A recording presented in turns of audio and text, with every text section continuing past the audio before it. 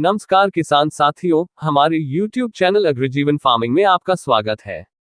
आज हम इस वीडियो में जिस टॉपिक पर बात करेंगे वह है सेब को सुअर फीड में शामिल करना।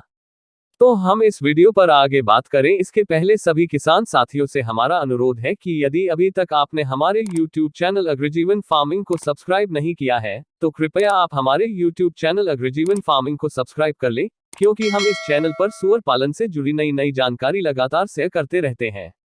सुअर पालन में फीड खर्च को कम करने की दिशा में सेब का पोमेस यानी निर्जलीकरण किया गया सेब का गुदा, जिसे सेब खली भी कहते हैं, यह एक अच्छा विकल्प हो सकता है।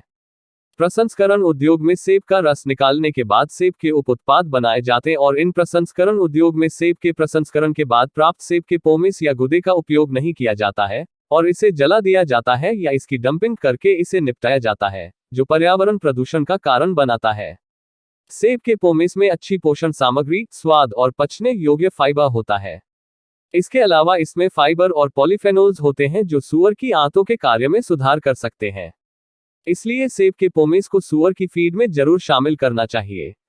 सेब के पोमेस में उच्च फाइबर होता है, इसलिए इसे सुअरों को खिलाने के लिए साइलेज के रूप में संरक्षित किया जा सकता है। हालांकि सेब के पोमेस को सुअर को खिलाने के लिए इसका किण्वन करके इसके जटिल फाइबर को सरल फाइबर में परिवर्तित किया जाना जरूरी है। सेब के पोमेस को आप न केवल सेब प्रसंस्करण उद्योग से प्राप्त कर सकते हो, इसके अलावा आप सेब की खेती करने वाले किसानों से ग्रेडिंग में बाहर किए गए छोटे और सुरक्षित सेब खरीद सकते हो, बशर्ते यह फफूंद लगे ना हो। फल मंडी में सेब की आवक ज्यादा होने पर फल मंडी में सेब सस्ती कीमत पर उपलब्ध हो जाते हैं, तो आप इन्हें अपने सुअर को खिलाने के लिए खरीद सकते हो। लेकिन पहली कोशिश यही करनी चाहिए कि आप सेब के पोमेस की व्यवस्था करें, क्योंकि यह निर्जलित होता है और यह अच्छी गुणवत्ता वाले सेब का पोमेस होता है। खाद्य प्रसंस्करण उद्योग में जिस गुणवत्ता वाला सेब का पोमेस आपको मिलेगा, उस गुणवत्ता का सेब पोमेस आप अपने फार्म पर सस्ती कीमत में नहीं बना पाओगे। इसलिए आप हमेशा सुअर की फीड के लिए सेब प्रसंस्करण उद्योग से प्राप्त सेब के पोमेस को ज्यादा महत्व दें। सेब का पोमेस या सेब खली को सुअर फीड में शामिल करने से एक सुअर पालक किसान को और सुअर को महत्वपूर्ण फायदे हो सकते हैं, जो कुछ इस प्रकार हैं। पहला फायदा, सेब को सुअर फीड में शामिल करने का सबसे पहला फायदा तो यह है कि यदि सेब और सेब का पोमेस हमें सस्ती कीमत पर उपलब्ध होता है तो यह सुअर फार्म में फीड खर्च को कम कर सकता है और सेब का पोमेस प्रसंस्करण उद्योग में हमेशा सस्ती कीमत पर उपलब्ध होता है।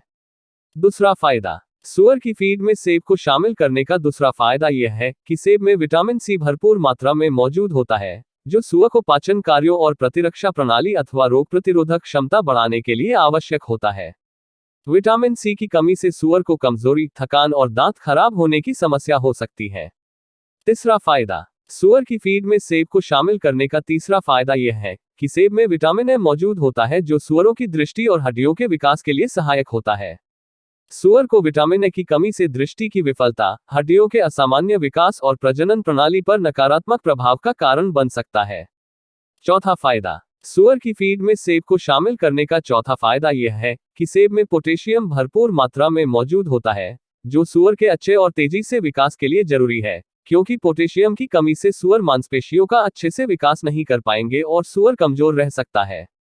पांचवा फायदा, सुअर की फीड में सेब को शामिल करने का पांचवा फायदा यह है कि सेब में क्वेरसेटिन, कैटेचिन, फ्लोरिड्जिन और क्लोरोजेनिक एसिड जैसे कई प्रकार के एंटीऑक्सीडेंट होते हैं, जो सुअर को कई प्रकार की घातक बीमारियों से लड़ने में मदद करते हैं। छठा फायदा, सेब को सुअर फीड में शामिल करने का छठा लाभ यह है कि सेब में आयरन उच्च मात्रा में मौजूद होता है, जो क्रीपर सुअर और दूध पिलाने वाली मादा सुअर के लिए फीड का आवश्यक घटक है। सेब और सेब का पोमेस सुअर फीड में शामिल करते समय हमें कुछ सावधानियां रखनी चाहिए, जो कुछ इस प्रकार हैं। पहली सावधानी, सेब में पानी उच्च मात्रा में होता है, इसलिए सेब को सुअर के लिए एकमात्र फीड के रूप में उपयोग करने पर यह सुअर के लिए दस्त का कारण बन सकता है, इसलिए सेब को निर्जलित करना आवश्यक है। सेब और सेब पोमेस को सुअर फीड में शामिल करने के बारे में अलग अलग सुअर, क्रीपर सुअर, ग्रोवर सुअर, फेटनर सुअर, ब्रीडिंग सुअर और दुग्ध पिलाने वाली मादा सुअर के लिए संतुलित फीड फॉर्मूला की जानकारी के लिए आप हमारी कंपनी अग्रजीवन के द्वारा प्रकाशित पुस्तक सुअर पालन ट्रेनिंग कोर्स पुस्तक खरीद सकते हैं। इस पुस्तक के भाग 2 में सभी अलग अलग सुअर की फीड में सेब और सेब पोमेस को कितनी मात्रा में शामिल करना चाहिए, इसके फीड फॉर्मूला दिए गए हैं। दूसरी सावधानी, सूअर सेब खाना पसंद करते हैं, लेकिन आप सूअर को ज्यादा सेब खाने से रोकें क्योंकि सेब में पानी उच्च मात्रा में होता है, इसलिए इसका ज्यादा उपयोग सूअर के लिए दस्त का कारण बन सकता है। तीसरी सावधानी, सेब के पोमेस में मौजूद फाइबर जटिल होता है, इसलिए इसका किण्वन करना जरूरी होता है। इसका किण्वन करने से बनने वाली साइलेज ज्यादा लंबे समय तक टिकाऊ रहती है और उसका जीवन काल बढ़ जाता है। चौथी सावधानी, आप अपने फार्म में जो सेब सूअर को खिला रहे हो तो इस बात का ध्यान रखें कि उसके उत्पादन में ज्यादा कीटनाशक और रासायनिक दवाइयों का उपयोग नहीं किया गया हो।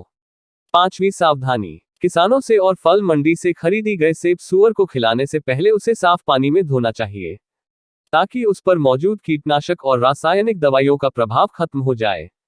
छठी सावधानी, सड़े गले और फफूंद लगे हुए सेब सूअर को कभी ना खिलाएं, नहीं तो यह आपके सूअर के लिए फूड पॉइजनिंग और संक्रमण रोगों का कारण बन सकता है।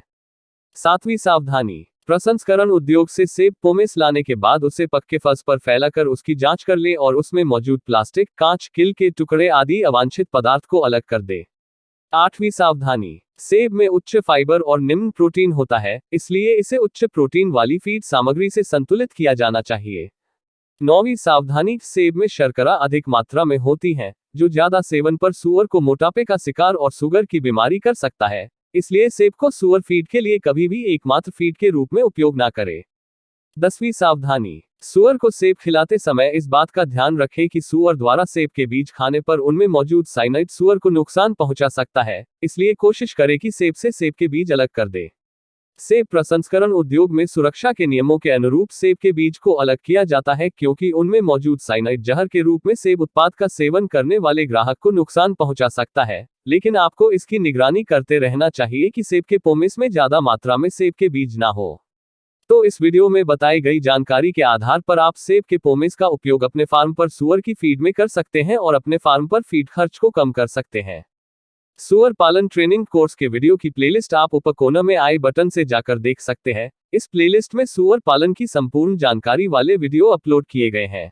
यदि आप सूअर पालन के बारे में और अधिक जानकारी लेना चाहते हैं तो आप हमारे व्हाट्सएप नंबर पर कॉल या मैसेज कर सकते हैं। हमारी संस्था अग्रजीवन के द्वारा सूअर पालन की ट्रेनिंग भी दी जाती है।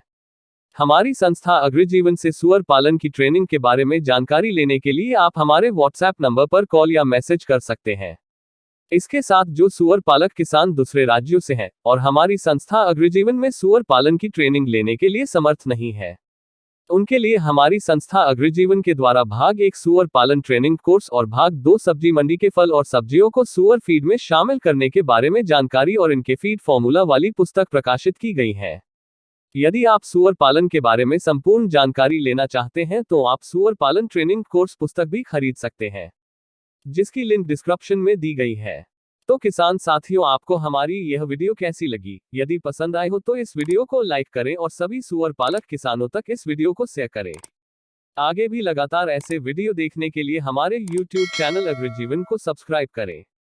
तो धन्यवाद किसान साथियों, मिलते हैं अगले वीडियो में। और आगे आप किस टॉपिक पर वीडियो चाहते हैं प्लीज कमेंट्स करके बताएं।